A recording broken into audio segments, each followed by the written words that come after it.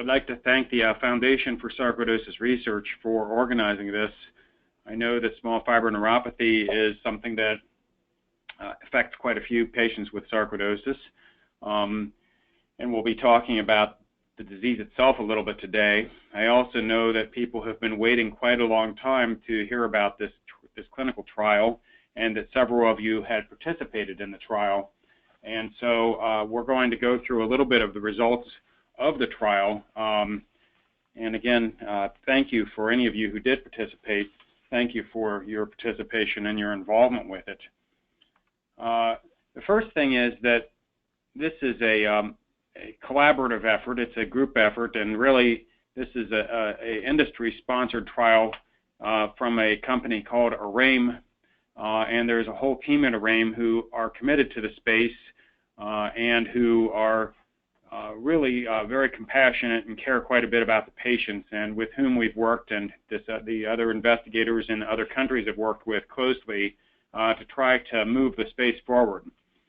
The one thing that I want to say is that this medication now has a generic name. It's called Cibinetide.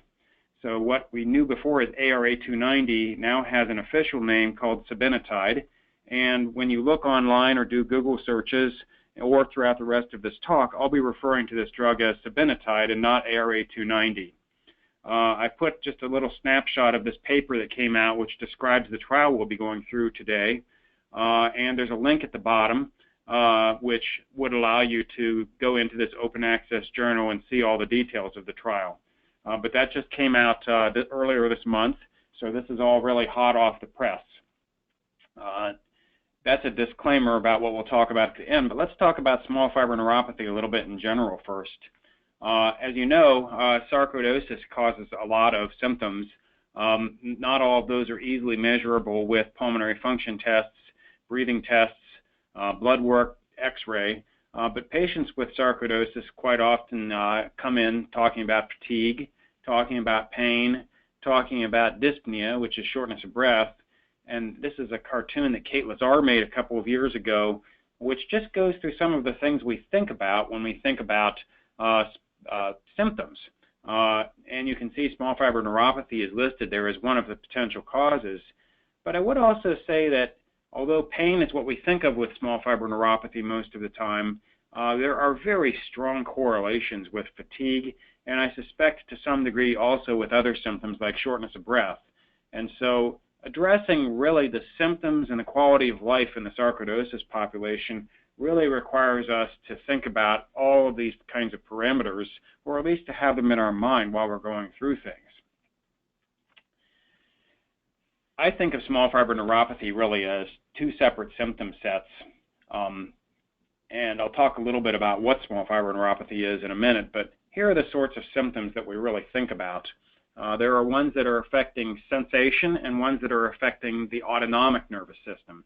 Sensation symptoms tend to be neuropathic pain, burning type of pain, sometimes aching pain, painful to light touch, sometimes changes in temperature perception in limbs, sometimes sensations of needing to move the legs at night, what we call restless leg syndrome. So those are sensory symptoms, and I think those are, at least as common or important as the autonomic symptoms are. Some patients have almost entirely sensory symptoms, and some patients have almost entirely autonomic symptoms, but in reality, most patients exist somewhere on the spectrum with both of these sets of symptoms. The autonomic nervous system is a part of the nervous system that is kind of like the gas pedal and the brake of your body. And so you remember from biology class the rest and digest functions versus the fight or flight functions. And so the autonomic system is really intimately involved in controlling those sorts of things.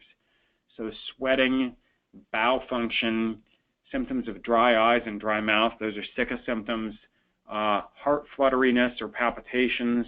I would distinguish that from the kind of palpitations that occur with cardiac sarcoidosis, which are usually malignant and serious and life-threatening. The kind of palpitations that occur with small fiber neuropathy tend to be premature contractions. A lot of times these are coming from the upper chambers of the heart, and you really can only sort this out by some additional testing like a Holter monitor. flushing, orthostasis, which means lightheadedness when you stand up or when you raise up, sexual dysfunction, and cognitive deterioration. Those are all part of autonomic, although I think cognitive kind of spans all of these things. So these are questions that sometimes we ask, and that really would suggest the diagnosis of small fiber neuropathy is possible. I think it's important to remember that these are all very non-specific symptoms, and you can certainly have some of these symptoms and not have small nerve fiber disease. When we make a diagnosis of small fiber neuropathy, we have to think about, can other diseases be the cause of it? The most common one is diabetes. Even people who have relatively good control of blood sugar can have neuropathy from diabetes, from the effects on small nerve fibers. Here are some other ones that we kind of look at. Thyroid disease, maybe not tremendously common. B12 deficiency, I think, is pretty important. Autoimmune diseases, I think, are fairly important. And then a familial history of polyneuropathy. There's also a couple of other ones that aren't listed here. Some chemotherapy agents, for example, can cause small nerve fiber disease. And so we have to kind of go through a mental checklist of thinking what else could be causing this before we say, okay, this is probably from sarcoidosis. How do we diagnose it? We really have a battery of tests. What I would say is that the standard tests that neurologists like to use to diagnose large fiber disease, diseases where maybe you have a weak limb or where you have a numb foot, don't do very well for diagnosing small nerve fiber disease, because they're really looking at the large fibers, which are the big nerves running from the spine into a limb, for example. So we kind of combine some of these tests together in most cases to make the diagnosis of small nerve fiber disease. The first one there is the intraepidermal nerve fiber density. That's doing a skin biopsy and looking at the number of nerve fibers, unmyelinated small nerve fibers in the skin biopsy. It's very labor intensive. It really is only done in specialized centers, although most places now you can do the biopsy and send it off to some referral labs and they will do the analysis. So for sensation symptoms in the U.S., that's the most common way of making the diagnosis and deemed to be probably the most accurate. The QST, or quantitative sensory testing, is really probably the best example of that is the thermal threshold testing, where you're blindfolded and then the examiners ask you whether or not you can discriminate a change in temperature. And as the nerve fiber function gets worse, your ability to tell the differences between subtle temperature changes goes down. And that's much more widely used in Europe than it is in the U.S. The quantitative pseudomotor axonal reflex test is looking at sweat production after a little stimulation. Many of you have had that. That gets a little bit more to those autonomic parts of this rather than to the symptom part, the pain parts of this. Cardiac autonomic testing are things like tilt table testing and looking at how the EKG looks over time. There are some other ones that are done with that, and a couple of these other ones here are kind of a little bit more experimental. Now, the one test that's not on here that I'll talk a little bit about in the context of this trial that's really becoming very important in this field is the corneal confocal microscopy, and we'll talk a little bit about that as we get into this trial. So small fiber neuropathy, as many of you know, is a really important problem in the sarcoidosis population. We wanted to look at it just in our population, the Cleveland Clinic patients, to see what does it look like, how does it present, are there any particular predilections. And so this slide, which I'm sorry is a little bit busy and complicated and is also not appearing here. There it is. Looks at 115 sarcoidosis patients with small fiber neuropathy. And what we did is we compared those to the same time period when we saw around 1,600 patients in the sarcoidosis clinic in general. So on the left side of this, we're looking at differences in gender, and on the right side of it, we're looking at differences in race, and the y-axis is just showing percentages. So the red and pink over here is showing small fiber neuropathy in the patient, or it's showing the gender disposition, the percentage of females in small fiber disease, males, females, and in all patients, males, females. And you can see that there's a female predominance in sarcoidosis. That's very similar for small fiber disease. So it just means that if you're a female, you probably have sarcoidosis, and similar percentages of people have small fiber disease, whether they're males or females. Race is a little bit different of an issue. So here again is small fiber disease. Here are all the patients. And if we're looking at the number of patients in our center that are Caucasian or European American, which is this bar, versus African American, which is this bar, we have a referral bias, which is probably not exactly accurate in the total sarcoidosis world, but we do tend to have about 75% of our patients here in Cleveland at the clinic that are Caucasian. However, the percentage with small fiber disease is even higher. That's even more influenced towards Caucasian, whereas it's relatively uncommon in our population. Just compare this pink bar to this aqua bar in the African American population. So that's a little bit about the demographics. Now, how do we treat small fiber disease? Most of you who have this have gone through some of these things. For the sensory symptoms, the pain symptoms, we use things like GABA analogs. Those are things like Neurontin, or Neurontin is probably the most commonly used one. Lyrica is another one. Sometimes we use antidepressants like duloxetine, which is Celexa, tricyclic antidepressants like amitriptyline, which is Elavil, Topamax is topiramate, and some of these other ones that are listed here. For the autonomic symptoms, those are much more difficult to deal with.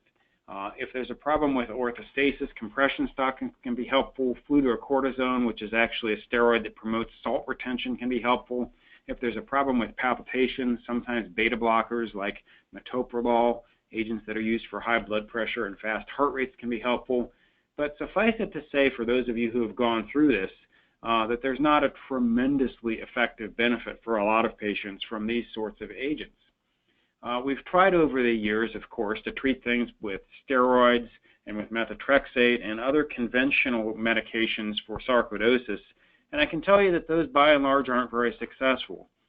There are some groups that seem to feel like the TNF antagonists can be successful, and I think maybe there's a little bit of a story to that, but I don't think that they're a home run at all.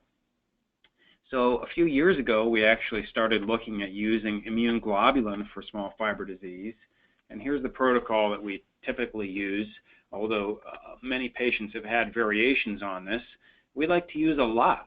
We use 2 grams of immune globulins per kilogram of ideal body weight. So for a 70-kilogram person, that will be 140 grams of IVIG. That is a heck of a lot of IVIG. For that reason, we have to load it in relatively slowly so we can avoid side effects like headaches, problems with the kidneys, and problems with infusion reactions. So some of you have come in and had 5 days in a row of this for 8 hours a day. Sometimes we just do it 48 hours continuously. And because of the reactions, we give patients a little bit of steroids, a little bit of that's Benadryl, and a little bit of that's Tylenol to help with those reactions. And then we give it again in 3 to 4 weeks at a half dose. And usually I think after the first infusion, or certainly after the first several infusions, we can tell what we're going to get from it. And I'll show you some data about what we think patients get from IVIG. And one of the problems with this is that there's really no great way of measuring response. We don't have a forced vital capacity to measure response. We're really looking at things like pain scales or patient-reported symptoms, and those haven't been studied enough in this area to really be certain about what they mean.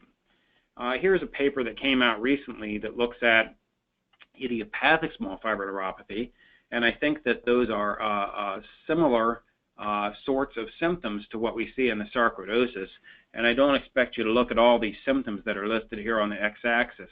But when you look at the dark black bar, the small fiber, these are the small fiber the small fiber neuropathy patients, you can see that for many of these symptoms, for example, tingling or pins and needles, this is much higher in the small fiber group. Skin that has less sensation or numbness is much higher in the small fiber group. So these are some of the symptoms that we ask about when we're going through things, and the sort of things that maybe could make a scale for measuring the effectiveness of some of our agents. So what about IVIG? Here are the data, and again, this does not use any rating scale at all to measure it, but these are the data that look at the benefits, which green means we thought that it was beneficial to treatment with IVIG in the Cleveland Clinic population. Yellow was maybe a little bit of benefit, but not a ton, and red was no particular benefit. And the gray means that we didn't really have any follow-up data on the patient. So you can see that all the ones who have green bars, that IVIG has a much higher bar than either the TNF antagonists or no treatment at all.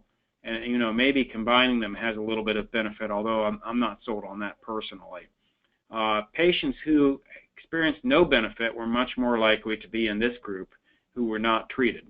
And so I think that the bottom line is that although we don't really know the magnitude of the benefit, and it is a cumbersome, toxic, and expensive treatment, that IVIG has been the thing that we've used for some patients who have very severe disease. How does it work? We don't really know. But I think that maybe as we understand the disease a little bit better, we'll be able to come up with some treatments that are more targeted. Here's what we think of with small fiber disease, and I'll walk you through this because it's a little bit complicated. Here's a spinal cord, and the spinal cord has neurons in it, and the neurons connect, and they come out of the spinal cord, and they go into something called the dorsal root ganglion, where the nerve body is, and then that sends the next neuron out, and that goes all the way down the sciatic nerve or down any nerves in your upper limbs, until it finally ends up in the very furthest reaches of the body in these very small unmyelinated nerve fibers that are going here into the skin. And so you can see these nerve fibers reaching up here, and they have lots of branches, and they're innervating things like sweat glands. They're innervating sensation on the skin, and so these control the autonomic and the sensory portions of the small fiber functions. We don't understand why these nerves in particular are lost in small fiber neuropathy, but if I do an MRI over here in the spinal cord, I don't necessarily see any changes.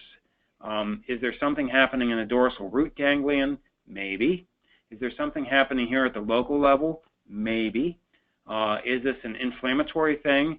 I think it's possible, but we don't completely understand why this happens.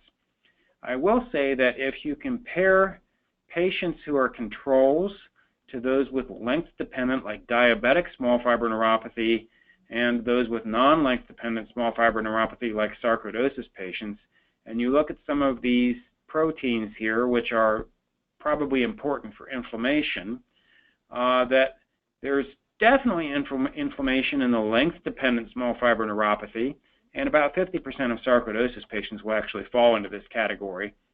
And maybe some inflammation, but not nearly as robust, in those with non-length-dependent small fiber neuropathy. So I think this does lend some credence to the idea that inflammation at some level might be part of the process that's causing small fiber neuropathy.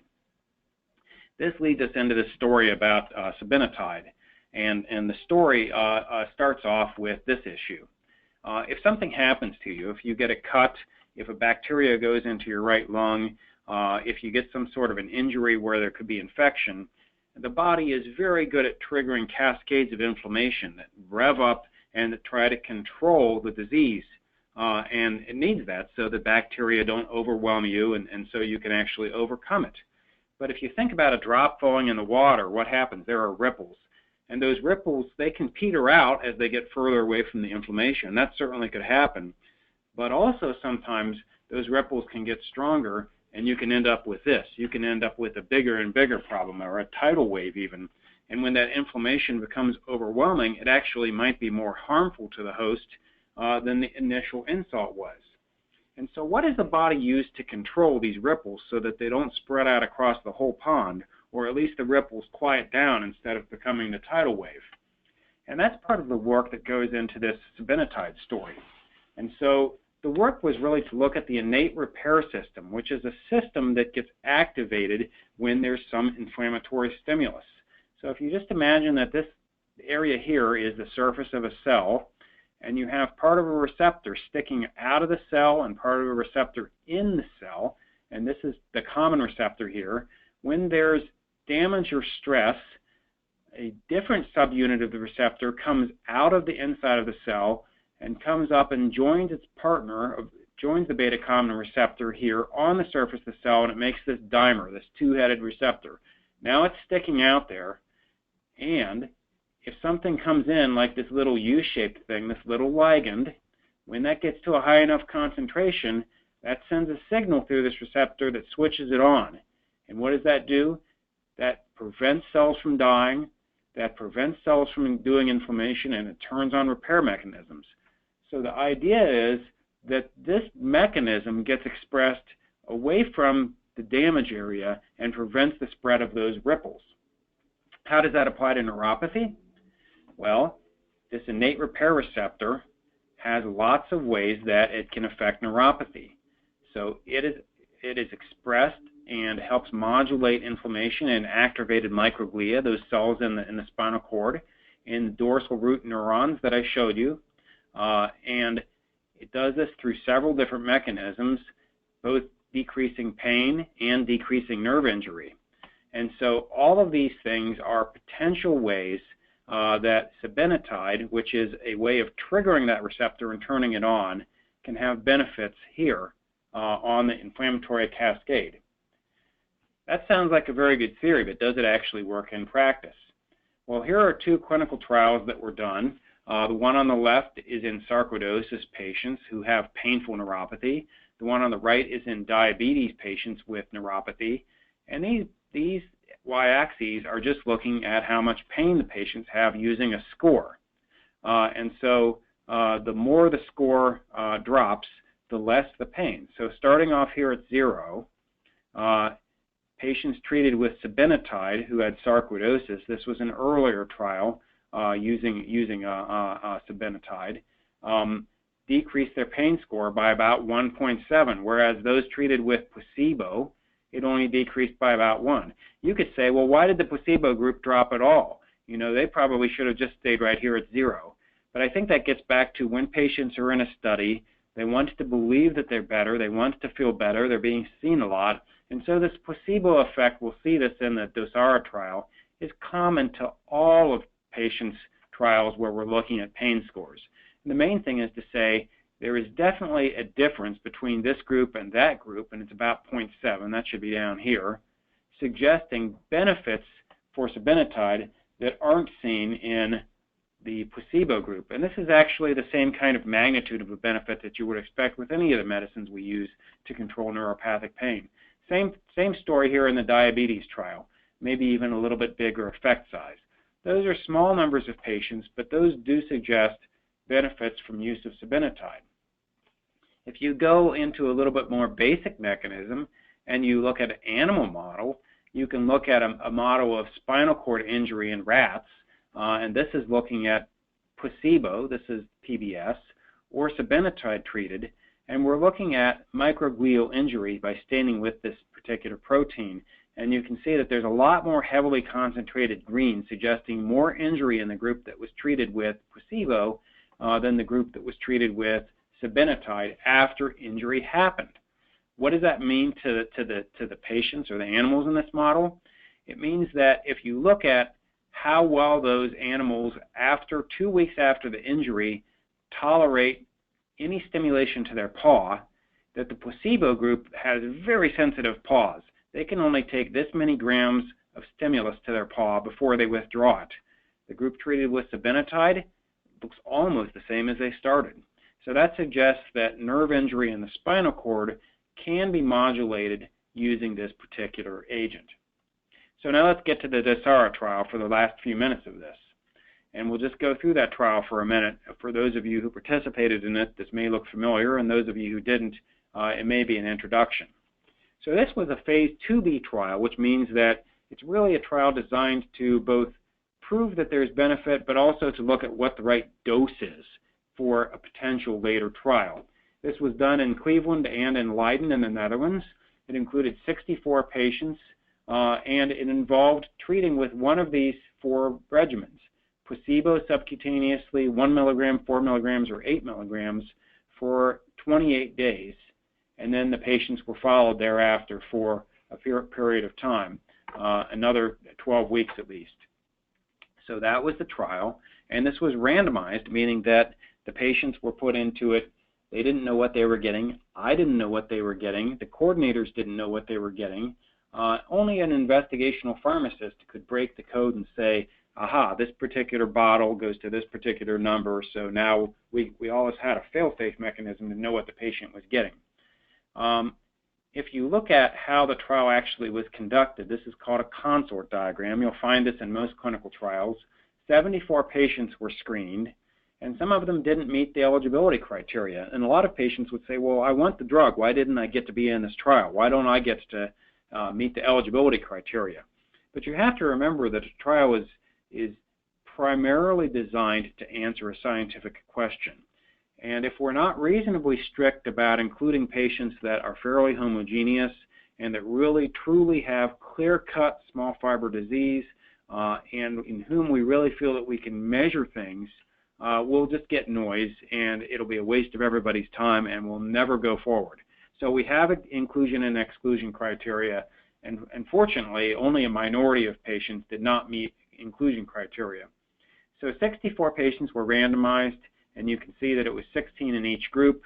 Most of the patients, 16, 15, 15, and 16, completed the trial, and most of those in fact had analyzable data.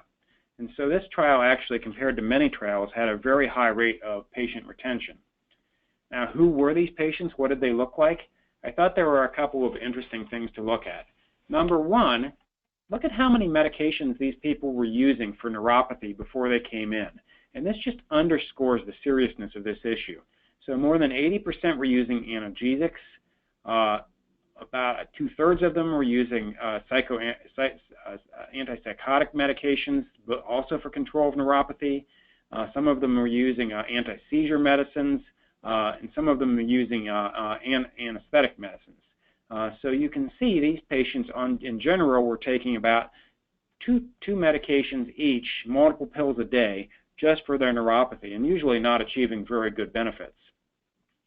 There's another thing that I want to point out about this, and that is that small fiber neuropathy influences physical function.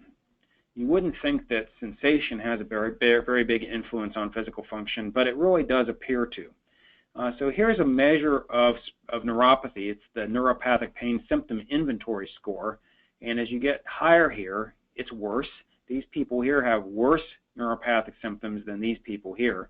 And if we measure physical function just by something we call the 6-minute walk test, how many meters can you walk in 6 minutes, and you adjust that for age and weight and height, which are important covariates, you can see that the higher the score on the Neuropathic Pain Symptom Inventory, the lower on average people walked. So this influences physical capacity. And I realized that when people were talking to me about how they felt when they were taking the medication.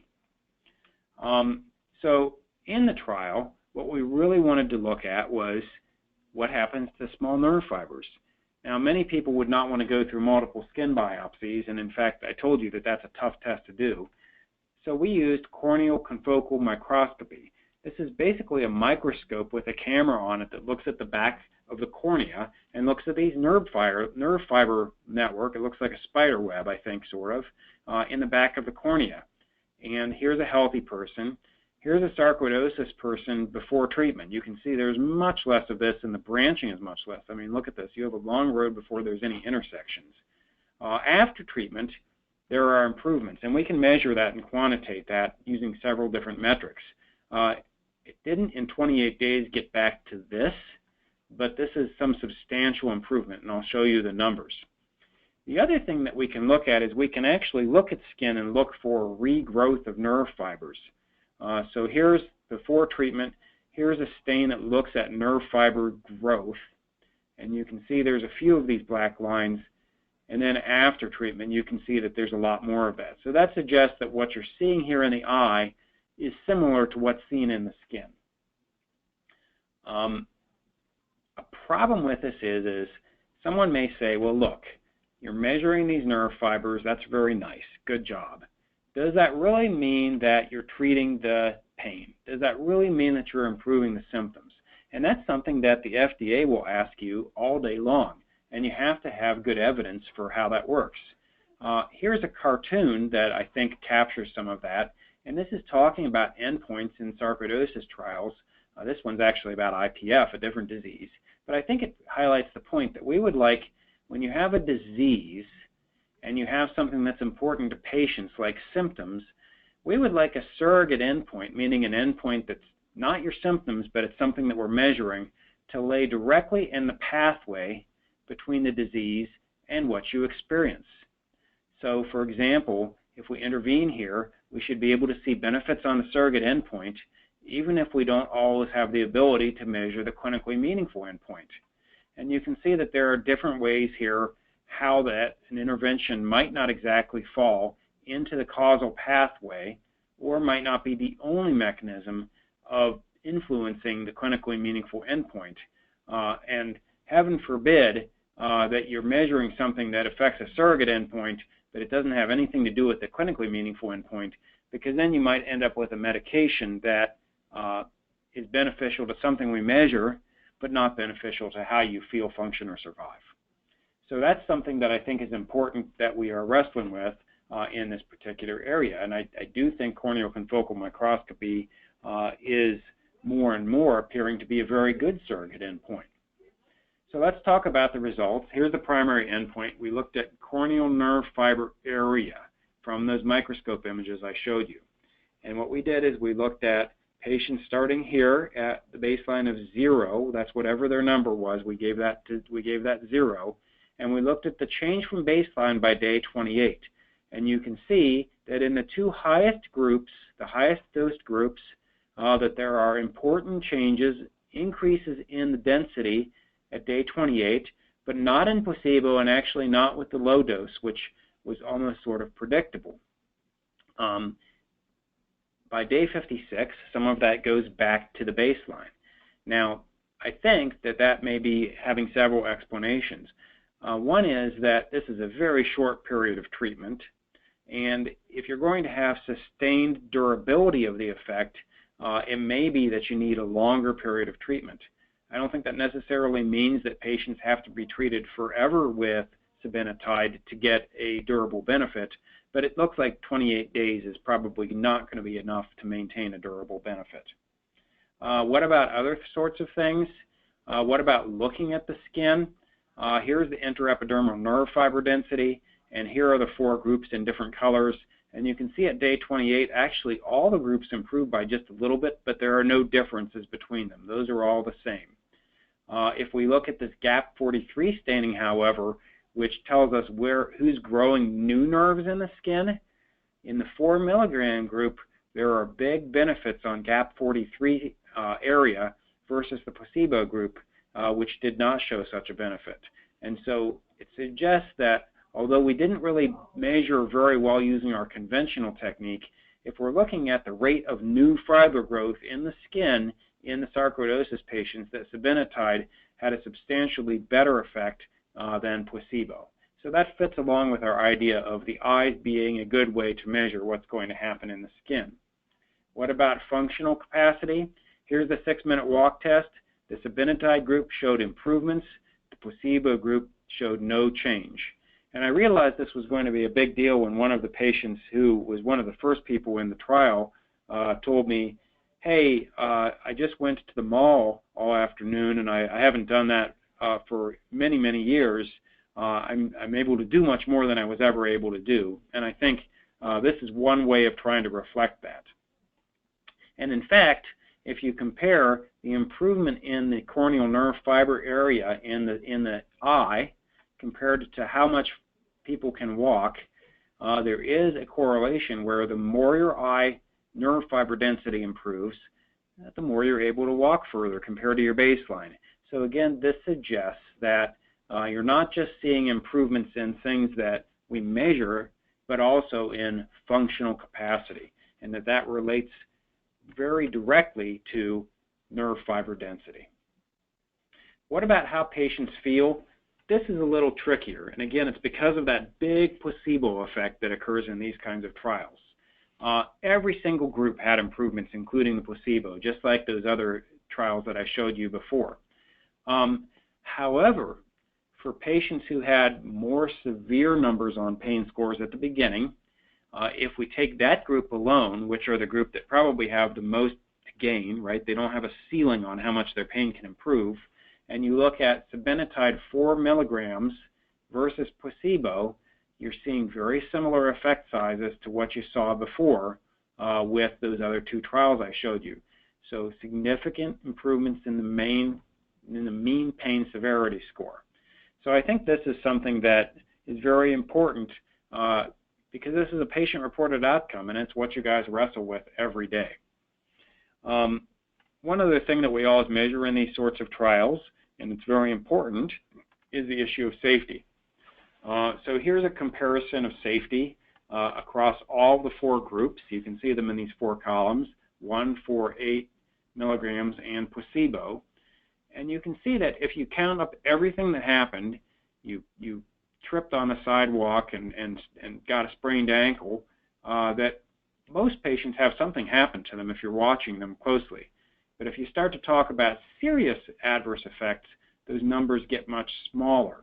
And in fact, only 1 patient had a serious adverse effect that led to drug withdrawal, and that was relatively clearly related to the I shouldn't say it was clearly related, that was possibly related at all. No deaths. My impression of this is that this is probably consistent with no important serious effects, although we should say that, you know, we're analyzing small numbers of patients here, so we'll need a larger trial to really answer the question.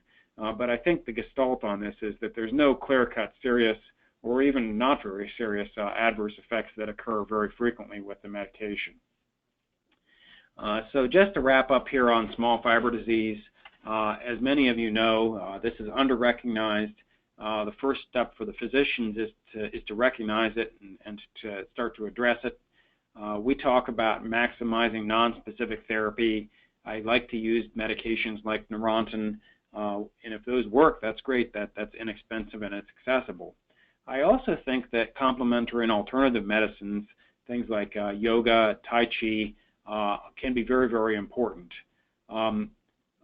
IVIG we talked about a little bit. That it's expensive, toxic, cumbersome. We use it when we have to, but it certainly is not a panacea for this, and I hope we'll have better ways to treat this in the future. And I don't know if a phase 3 Cibinetide trial will happen, but just so all of you understand how the FDA works, a phase 2b trial does not equal approval of a medication. You must have a phase 3 trial, and sometimes 2 phase 3 trials, in order for the FDA to approve a medication for commercial distribution. So those are the sorts of things that have to happen, and a similar sort of process would have to happen in Europe with the European Medicines Agency in order for Cibinetide to be commercially available and something that all of you could use if you wanted to. I'm going to stop there with whatever comments I have, and I think there were a few questions, and we can take some time now and go through a few questions if there are some out there.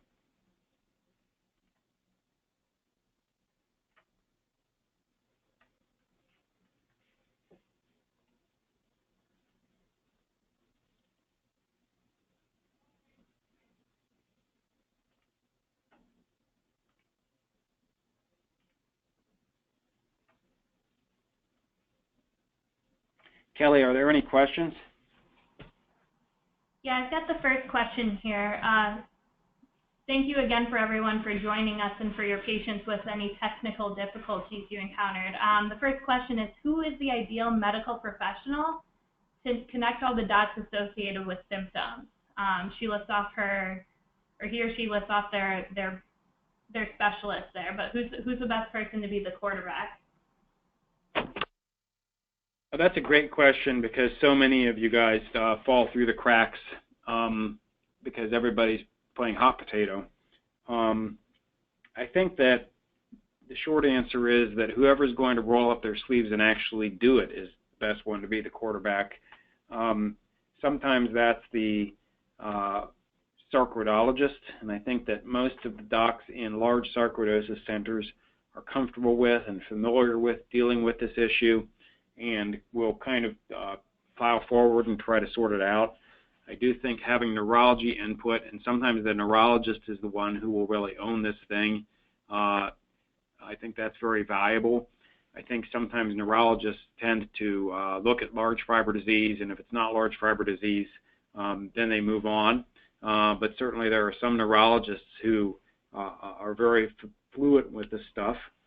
And then sometimes someone like a rheumatologist or a good internist is the one who can be the quarterback. So I'd say whoever does it for you is who you should go with.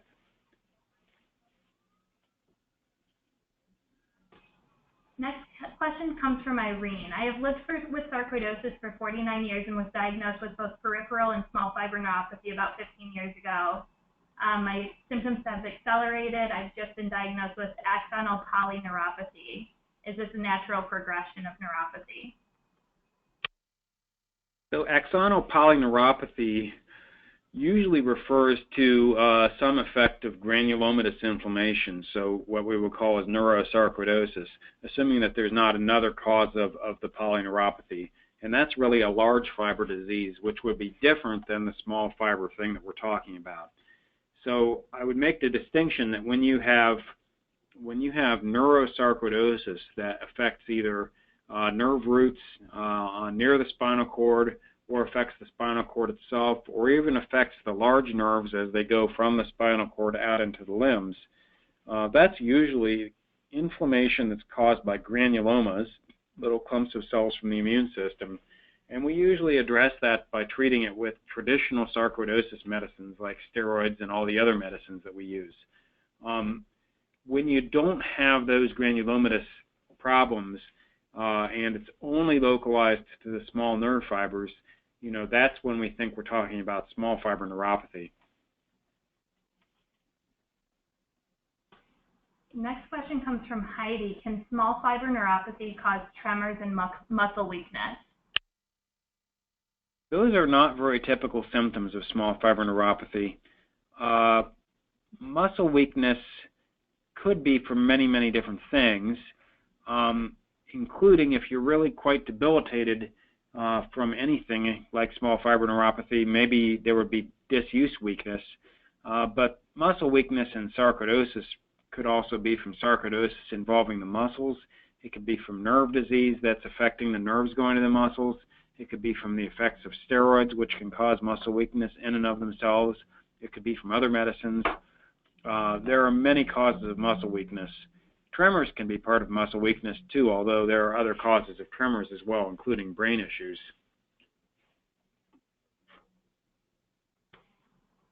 The next question pertains to syringomelia and small fiber neuropathy. Could they be related, and could this drug under investigation help?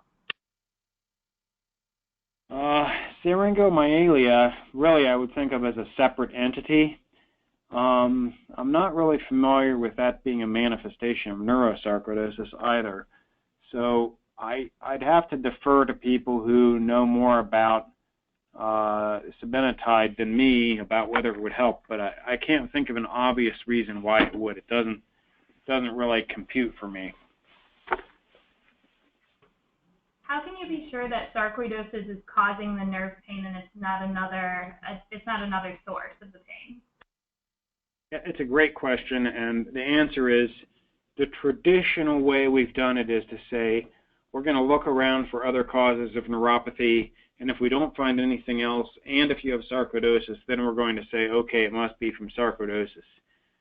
But you could turn the thing backwards and say, well, how come sarcoidosis has to be the diagnosis of exclusion? Why can't we say, once you have sarcoidosis, then we're not going to label it as diabetic neuropathy? And the answer is, there is no objective test to say patient A had it due to sarcoidosis and patient B had it due to diabetes and patient C had it due to B12 deficiency. Some simple things can be done and should be done for everybody diagnosed with small fiber neuropathy. Those include an anti-nuclear antibody test, some kind of an assessment for diabetes, some screening or at least a history about familial or family neuropathy, and maybe a B12 level. And there are other tests to exclude some of the other things I listed on the checklist there. but a lot of those depend on the history, and when there's no history to suggest some of those other diseases, then doing screening tests to look for them may or may not be very useful. What is the method of administration of Cibinetide? It's sub-Q. It's a shot. And I have several questions related to any ongoing trials or how somebody might be able to participate in the ongoing research. Well, I really appreciate that because we had people come from all over the country for the DOSARA trial, and when you start really looking at inclusion criteria and exclusion criteria and considering, some of the challenges about being in a trial from the patient perspective, the number of people who can actually do it is not as much as the number that's affected by the disease, for sure. In fact, it's a fraction. So everybody who can be involved in a trial, I very much appreciate that, and it's important that you guys stay active and engaged as much as you can and get in trials when you can. Right now, there's no trial going on for Cibinetide and sarcoidosis. I hope, and we'll just have to see, time will tell, but the hope and certainly I think this has got a very nice chance of happening, will be that there will be a definitive phase 3 trial which would allow the FDA, if the trial works out in the right way, would allow the FDA to say, yes, we like this, yes, we'll approve it, and yes, sarcoidosis people who have neuropathy can have this. That's the hope. So stay tuned, and I'm sure the FSR will be one of several groups who are really trying to make sure that the patient populations, all you guys, hear all about this and have a chance to participate. And obviously this would be much more than Cleveland when you're talking about the U.S. This would be many sites across the U.S.